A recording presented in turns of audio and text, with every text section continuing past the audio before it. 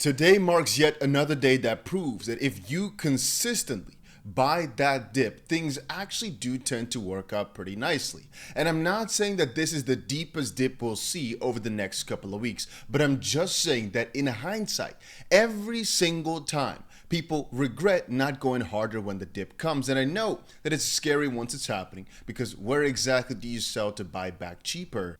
But even though those questions are quite difficult to answer, it tends to almost always be a good idea to, if you've got conviction in something, not let it go when the market turns against you.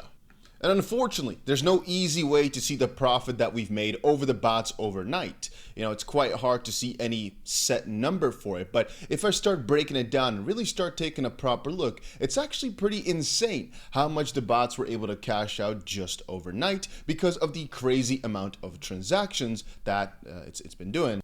I mean, just in the past 12 hours or so, it was able to cash out about 50 XRP, which is still, $150 for having this position just in automatic cashing out. I love it. I'm just looking back at my video that I posted last night. And same for Solana, about 0.7 SOL. And it's not really about the number too much. It's about the idea that volatility works in our benefit. Because here's the thing, the only thing we have to focus on in the crypto market is getting ourselves as many coins as possible, because we believe it's an only up adventure. Meaning, even though there'll be dips in the road goes to the right and to the up, right? So all we have to do is not fade, not falter whenever the market does have that downturn, and make sure we keep stacking so that you're actually making progress and not just getting back to the same. And a good example of that is when you take a look at coin market caps, right? You take a look at, for example, Solana. Some might argue that Solana is not at an all-time high right now. It's not even close to it because the all-time high was $290, something like that. One metric that a lot of people seem to forget is market cap. And the reason I state that is because of massive amounts of inflation, more and more coins coming out, a lot of coins actually break all-time highs or get very close to it. In this case, Solana here broke the 2021 all-time high by some pretty ridiculous number, at least 50% higher, even though the price, if we just take a look at price here again, was actually pretty much the same. Just now the price went to about $240, and back then it was about $236, so roughly the same, yet market cap was 50% higher. And here comes the progress bar. If you're not stacking coins in the midst when the market does come down, theoretically speaking, if the inflation is high enough, the coin just gets back to the same price, you might actually, relative to all the other coins, be down, or just not have increased anything in the whole process. I mean, there's two parts to that. One is, of course, if you're not stacking when the market does come against you, you're never making progress on its own. But also I want to say that even over an entire bull market, if the price comes back to the exact same price as before, you should still be making progress by stacking up coins when they're lower, through this whole downwards part. Because, well, most people are, and because of the traditional and natural inflation there. Now, not every coin has that. A lot of coins are actually deflationary in nature. For example, there will only be 21 million Bitcoin in existence, and we're basically getting to that last million. It's kind of crazy how fast this is going. We're getting to that. Theoretically speaking, it's inflationary now, but by the amount of Bitcoin that are getting lost and the fact that there's only 1 million more that will ever come into existence, by that nature, it is, I guess, deflationary from the 21 million perspective.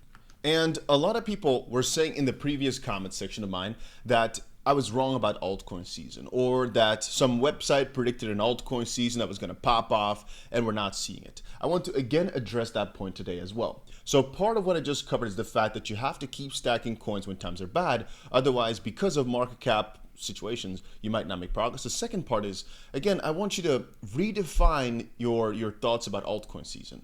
And that is not because I don't think there's going to be a full-fledged alt season where every altcoin pops off. It's just because if you're only waiting for that one specific part of the altcoin season where most likely every coin goes crazy, it's such a small part, you're going to miss out on the majority of your gains, and it's just because you might be stuck in previous cycles or what worked previously. I want all people that are trying to actively grow their portfolio like crazy, especially through crypto, to have a little bit more of a forward mindset, meaning you look at the current opportunities and you take advantage of them, not only wait for whatever we knew already. I mean, just waiting for an altcoin season where every single coin at the top 100 goes up, sure, it's quite easy that way. But my biggest counter would be that we're not 100% sure it's going to happen. I'm quite confident in it, but I'm not 100% sure. But more importantly, that even if it does, it's a small part before the market usually spirals out of control, where 90% of people lose their gains anyway because they do not know how to keep them. So what is there a better alternative? To look at whatever is hottest and dive in on it. Just like with Aster, for example. I told y'all before that it was actually one of my most profitable endeavors ever. Now, I could have actually tried some arbitrage strategies and a lot of different strategies to maximize the gains here if I was really in on it, really diving in, locking in further, not leaving my house, which I recommend all people to do, by the way, in this period. Don't do anything else except for focusing on your investments. But hey, not a financial advisor, just my thoughts. And by the way, if you want to join in on the bots, like all the passive, I guess, trading stuff that I do, it's all linked down below. Pionex is the one I'm using, and you also get a nice bonus for signing up. I just want to quickly say that it's right there, linked down below. But anyway, the reason I brought up Aster just now, I have a bot for it too, by the way, is because these type of opportunities will keep popping out. And quickly after Aster went for a run, the whole BNB ecosystem went for a run. I told y'all yesterday in the video, and when I bought Aster, that this was quite expected, but these type of opportunities you'll see time and time and time again.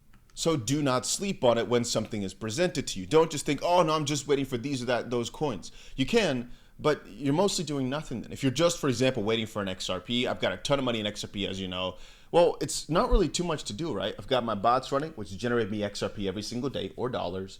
And sometimes if the market dumps hard, I buy some, or if it pumps hard, I try to sell some, right? That's it. If I'm trying to get to opportunities all the time, I have to be more on it. And one of the things people are watching for right now, for example, is, hey, every single historical project that 𝗂𝗓�labs, what was before, I think was called Binance Labs, right? Or I think Binance Labs. They changed to 𝗂𝗓�labs. Whatever they're investing in, take a proper look at every single thing. Not everything will pop off, but because of the way they've crimed, and I call it that way, two projects, 𝗕𝗓 and now Aster towards the top, they're focusing more on the decentralized side. Yeah, it is not a stupid idea to kind of stick your head into that narrative. For example, there's also, where is the button for it? There's a button that says, oh, here we go. I think I have to scroll through. There we go, more categories. There's also let's quickly, let's go find it, here we go. There's also a way to see more of the coins that they're holding. Again, these are also a lot of general coins, so don't just take this as the holy freaking grail of things. But I'm just stating an example of, hey, people are, for example, diving down a bit more specific into 𝗂𝗓�labs' portfolio, and then maybe sometimes when you see ridiculous volumes or you see something specific that you like, you hammer in on it a little bit to focus on the current narrative. Like right now, for example, 𝗕𝗓𝗄 is doing some really, really crazy numbers.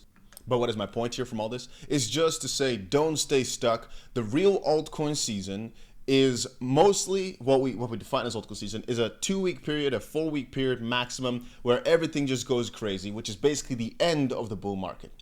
What is truly altcoin season in most of the crypto people's vision is when you have big opportunities where a lot of people make retiring or life-changing amounts of money, like with an Aster, like with a Hyperliquid, which again can happen surely in a bear market too. There's sometimes an opportunity here and there, but in a season, like an altcoin season really, it just happens time and time again. These coins go to the absolute top and they were very easy to spot, very easy to go in with size. There's a difference between a meme coin here and there. I don't consider any of those to be contenders because they're quite risky. It's PvP in nature, and they're not backed by the biggest corporation or the biggest crypto project or whatever, right? They're not huge and easy to go for.